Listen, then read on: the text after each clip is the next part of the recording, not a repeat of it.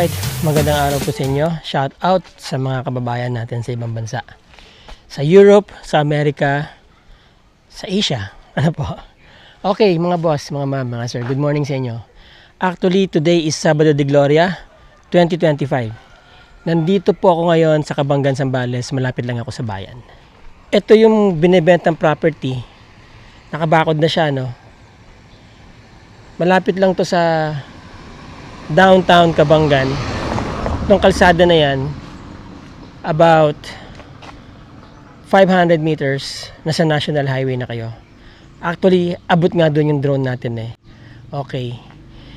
Ang Kabanggan po is a coastal municipality ng Zambales. 7th town coming from Subic. Okay.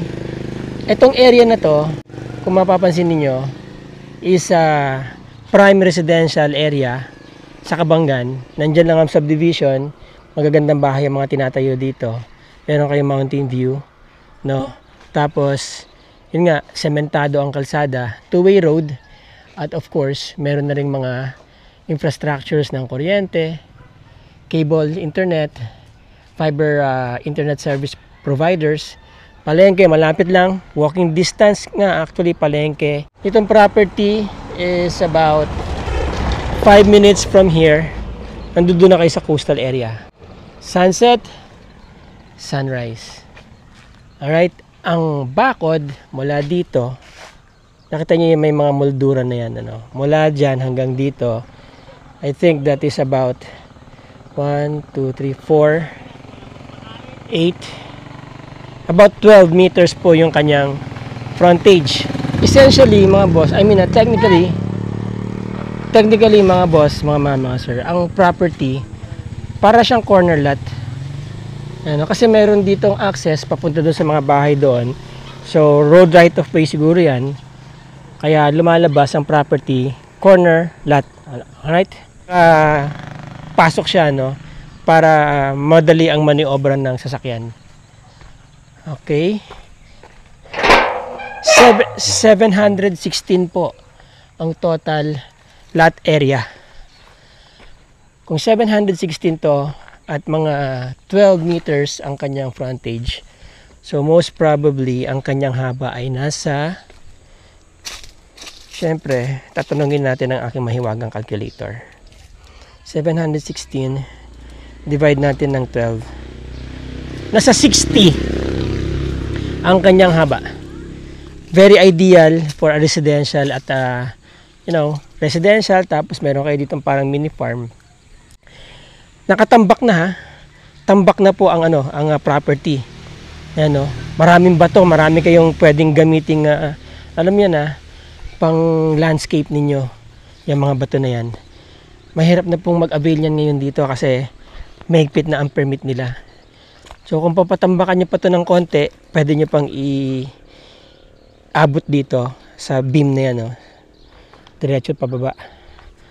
Alright, may wala naman mga nakatanim na puno aside from yan, ipil-ipil, no?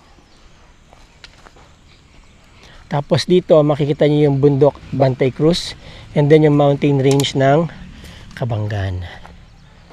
Yan. Sa bandang unahan doon may tinatambakan na rin. Kung makikita nyo doon sa bandang sa unahan, may mga tambak na rin dyan kasi dinedevelop na nga ito into residential area. So in years to come, kapag marami ng residente dito, of course ang kasunod niyan ay may mga parts dito na magiging commercial area na rin, especially itong kalsada na to. Kasi itong kalsada na to leads to munisipyo. Kabilang niya munisipyo na, tapos sa kabila palengke. Okay, waiting shed ng bus dyan na rin. So napakaganda po ng property, napakagandang investment, napakagandang residential area, maganda ang neighborhood, tahimik.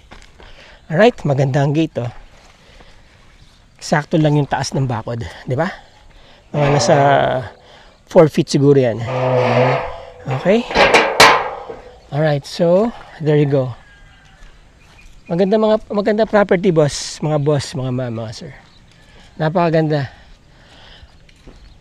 Okay, para po sa mga interesado dyan sa property na to, gustong tumira dito sa Kabanggan, napakaganda ng property, 716 square meters, selling for 2.5 million only.